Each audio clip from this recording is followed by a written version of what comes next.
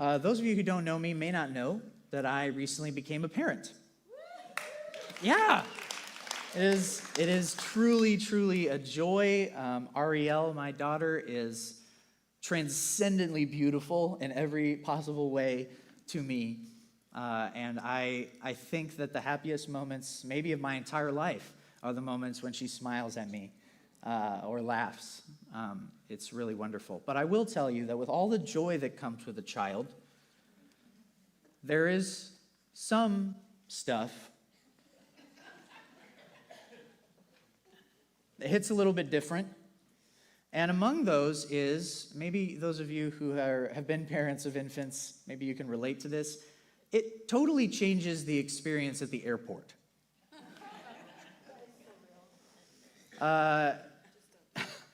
In my particular family, for example, we always have to buy a ticket for Ariel. And it's not because we need the extra seat, it's because we need the extra free bags. Because we don't want to pay for the checked bags, so we're like walking through the airport and onto the plane with typically 7 bags, 6 bags and a medical device. Just so that we don't have to pay for checked luggage. And that, to be honest with you, is a little embarrassing. But it is also we love when they come over the speaker and say, if anyone would like to check a bag for free, we don't have enough overhead bin space. I'm like, yes, let's do that. We have some bags that we will check for free if you would like to give that to us. But yeah, you get 2 free bags per person, so 3 tickets is enough for the 6 bags that we need. But it's more than just that, too. It makes delays feel different. When the plane is delayed, or worse, the worst thing, and we've had this happen once, is when you get on the plane and you're like, okay, we just changed the baby's diaper, perfect timing, everything's good, she's about to eat, this is what we need, right? She's right in the space we need her to be. And we get on the plane, go through all the hassle of sitting down, and then we sit there.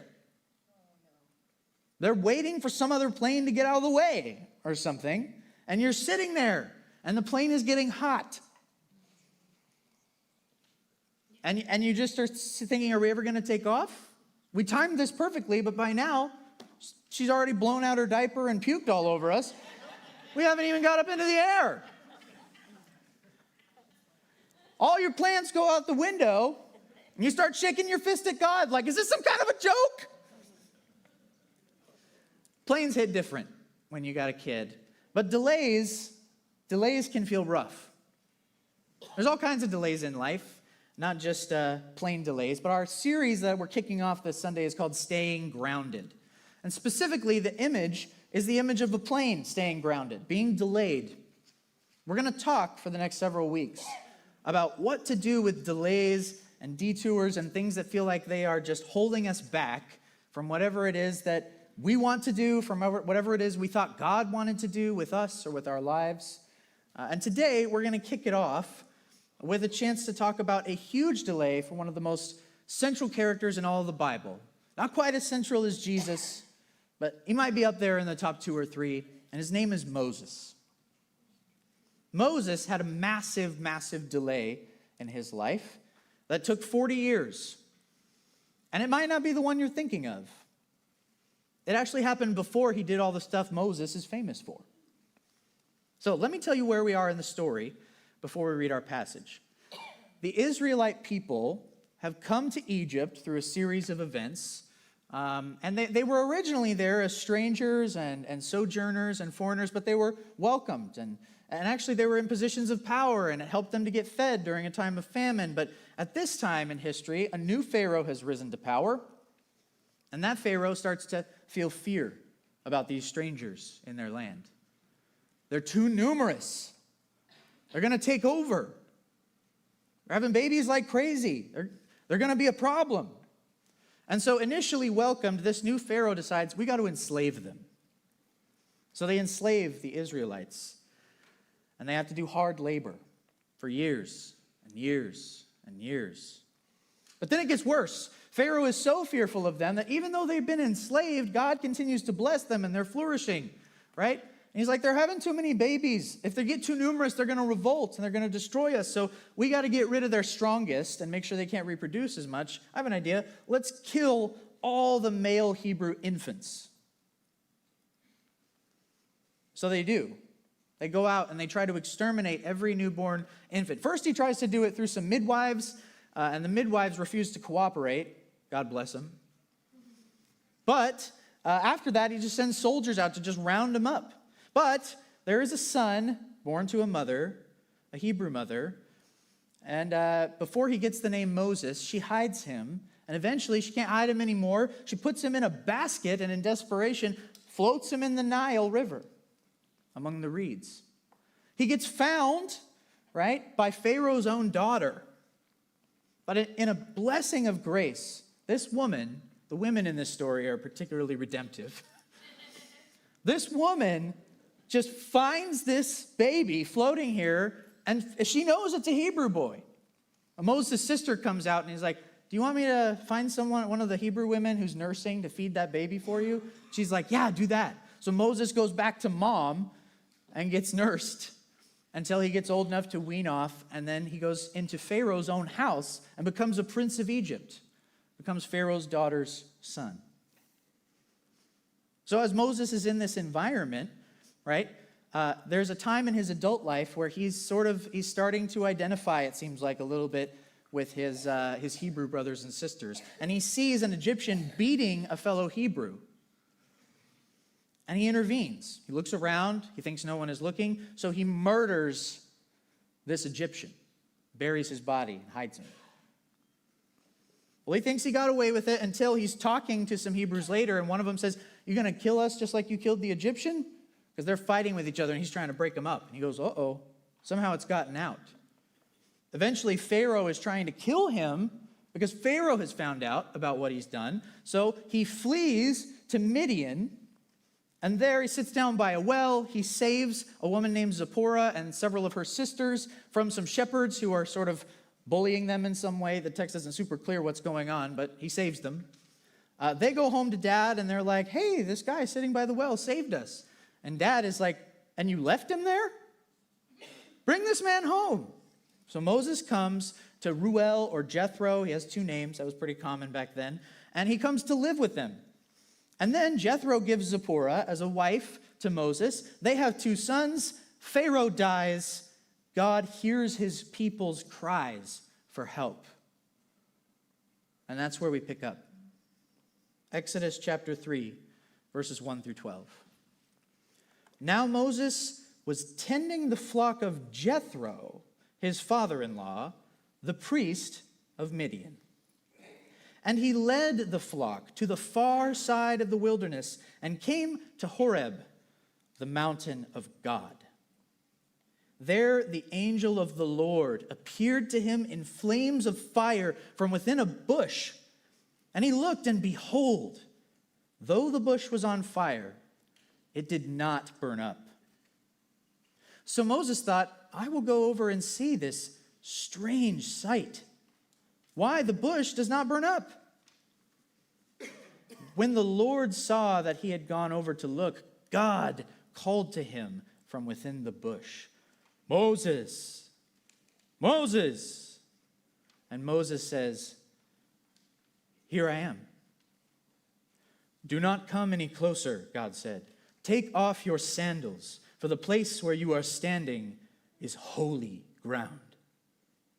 Then he said, I am the God of your father, the God of Abraham, the God of Isaac, and the God of Jacob.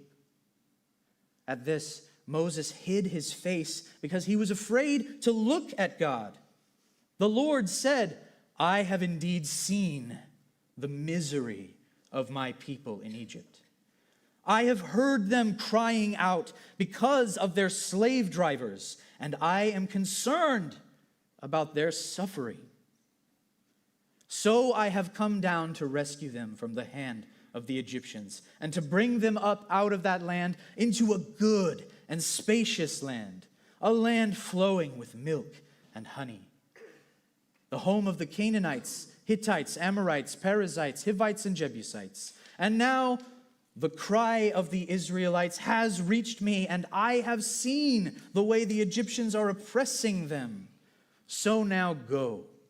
I am sending you to Pharaoh to bring my people, the Israelites, out of Egypt." But Moses said to God, "Who am I that I should go to Pharaoh and bring the Israelites out of Egypt?" And God said, "I will be with you. And this will be the sign to you that it is I who have sent you. When you have brought the people out of Egypt, you will worship God on this mountain." So Moses has been in Midian. Midian is not a nation state. Midian is just an area that at this time is occupied by nomadic shepherds. He's just gone from one of the greatest empires, perhaps the greatest empire in the world, to this place that it doesn't even have its own national identity. It's just a bunch of wandering shepherds, basically. This is most definitely a transitional space for Moses, but he's been there a long time.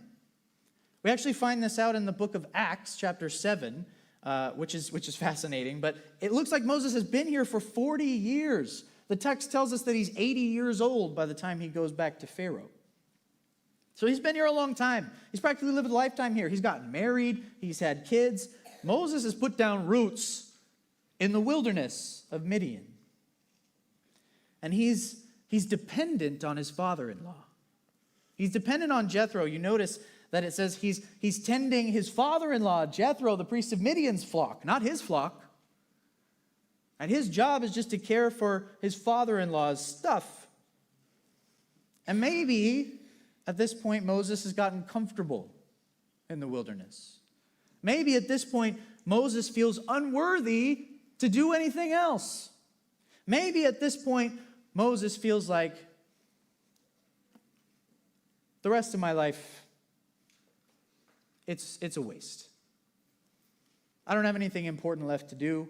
I'm just going to enjoy my family, chill out, be here.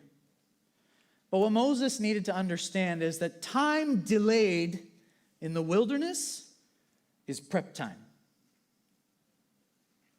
It's prep time. You see, Moses didn't understand that even as he's tending Jethro's flock, he's learning what he needs to know, leading them, the text says, to the far side of the wilderness. Why is he leading this flock to the far side of the wilderness? Are there not pastures that they can eat in more locally? Well, all we know is that something is located on the far side of the wilderness, Horeb, the mountain of God. And it's here, deep, deep in this place of wandering, while he's been leading a flock to this mountain. It's practice for something. It's prep time. That God suddenly shows up. He's been protecting Moses from a Pharaoh who was trying to kill him. That's why he's here. He's been preparing Moses to be a shepherd, to be a leader, to know how to bring people to God's place, to meet God, to hear from God, to have God reveal himself to them. And then at this moment, it's finally time, and God gets Moses' attention. I must turn aside and see this strange sight. Other translations, this marvelous sight. He knows this is strange and remarkable, this bush that is on fire but is not being burned up. And this prompts Moses that something important needs to happen. He needs to stop being comfortable. He needs to stop just going about his business. He needs to turn aside and he needs to pay attention. He needs to listen up. Because while time in the wilderness is prep time, time delayed in the wilderness is also time to listen up. It's time to pay attention. God is not wasting time. There's a reason you're where you are. There's a reason you're going through what you're going through. He's preparing you, and he has something to say, but are we paying attention? Are we noticing the marvelous, strange sight? And are we turning aside and asking, what's going on here? What do I need to know? What do I need to see? The text is fascinating because Later we learn that it's God speaking to Moses from this bush, but initially it doesn't say that it's God or even Yahweh. The text says, the angel of the Lord, the angel of Yahweh, appears to Moses. And I am not capable of explaining to you any better the fascinating character that is the angel of the Lord than my friends at the Bible Project can do. So we're going to turn to the screens for a moment, and they're going to explain what's so fascinating about the angel of the Lord to us.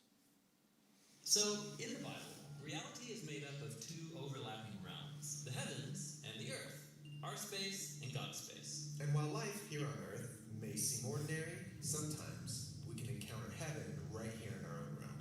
Yes, this happens a number of times in the Bible. And when it does, we often encounter a fascinating character, the angel of Yahweh, or in most translations of the Bible, the angel of the Lord. Now we've talked about angels. They're spiritual messengers who perform missions for God. But the angel of the Lord is no mere angel. How so? Well, every time he appears, he's described in a way that's purposefully puzzling. And it leaves you wondering, was that an angel sent by Yahweh, or was that Yahweh himself? What do you mean? Here's one of many examples. In the book of Genesis, there's a story about Hagar, Abraham and Sarah's runaway Egyptian slave. And we read this. The angel of Yahweh called to Hagar. But then this angel speaks as if he is Yahweh, saying, I will give you many descendants. And then Hagar responds and says, you are God who sees me. So the angel of Yahweh is Yahweh. But that can't be. In the Bible, you can't see Yahweh or you'll die. Yeah. So this story and others like it are inviting us into a paradox. That Yahweh is above all, inaccessible to us. But sometimes he reveals himself to us in ways that we can see and understand. And that's where this character shows up. He's Yahweh made visible to us. Yes, distinct from Yahweh and also Yahweh. This is very similar to other biblical stories about prophets who get a glimpse into God's space, like Isaiah, Ezekiel, or Daniel. And what they see is a glorious human figure on a throne who's called Yahweh. So the one on the throne and the angel of Yahweh, this is the same person.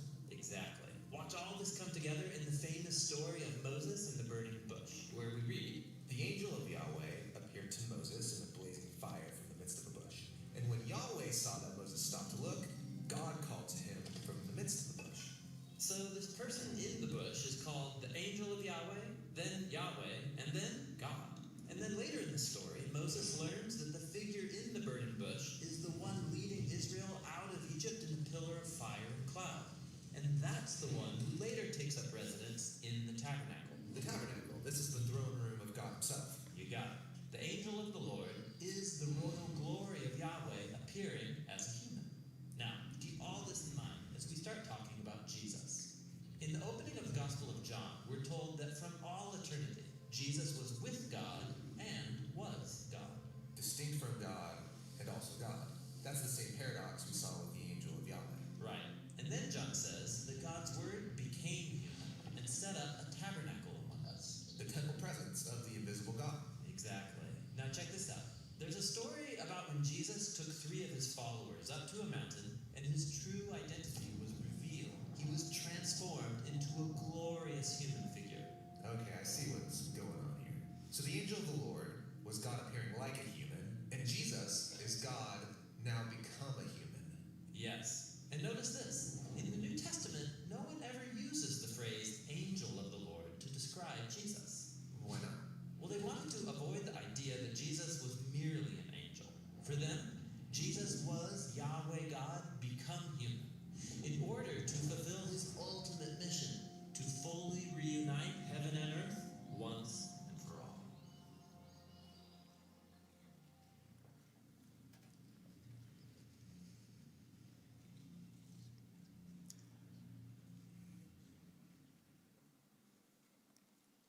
So, Yahweh, the angel of Yahweh, God, appears to Moses.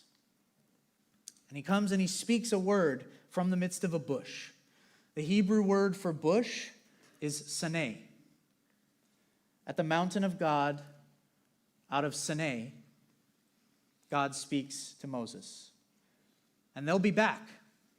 When he brings them out of Egypt, they'll be worshiping at this mountain. And you may be familiar with that mountain, not as Horeb or the mountain of God, but as Mount Sinai. Mount Sinai means bush. Mount Bush. That's where the Israelites are going to come and worship God and hear from him. Behold, the bush is on fire, but it's not burning up. That word behold is there in the text. It means pay attention. It's noticing something important.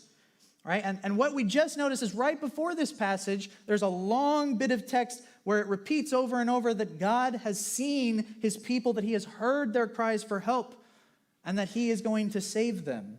You see, Israel has been in the midst of a situation that should destroy them, and yet they have not been consumed. They have not been destroyed. God has preserved them like a bush in the midst of a fire. So this magnificent and strange sight is beautiful imagery, it's beautiful theology, it's all these things. And then he calls Moses, Moses, which echoes back to when God spoke to Abraham and said, Abraham, Abraham, on Mount Moriah, right when he was about to sacrifice Isaac. Abraham, Abraham. And Abraham responds, here I am. Which is exactly how Moses then responds. We're supposed to see the continuity. We're supposed to see that Moses is another transcendently significant figure in God's big plan to rescue his world that has fallen into sin and death. And Moses responds, here I am, a statement of surrender. There's so many ways you could answer when someone calls your name, here I am. This posture, I'm present, I'm listening, I'm watching. What do you have for me? In your wilderness, in whatever delay you may be facing, God calls to you. The question is, how will you answer? Are you available? Are you ready to receive? Or is your posture that of rejection because it's not what you're comfortable with? It's not what you want? It's not what you thought was coming? Maybe you've gotten comfortable in your wilderness. Maybe you're more afraid of the takeoff than the flight delay at this point. You're afraid to get in the air. You're afraid to fly high because you don't know where you're landing. I can't handle it. This is what Moses thinks. Who am I? I'm not worthy. I murdered a man. Who am I? I'm not strong enough. I don't speak well enough. Who am I? I will fail. No one believes in me. I'm scared. Have you heard any of these phrases in your own mind? Who am I? It's not about you. God replies, I am sending you, and I will be with you. That's all that matters. If God is saying, I am sending you, and if God is saying, I will be with you, your weaknesses, your fears, your failures, your sin, your inadequacy, it's irrelevant. You're just a bush, but you're about to catch fire. God is where the power comes from, and he's what takes something utterly ordinary and unimportant and makes it a transcendent temple of his presence and holy ground. Because time delayed in the wilderness is time for encounter.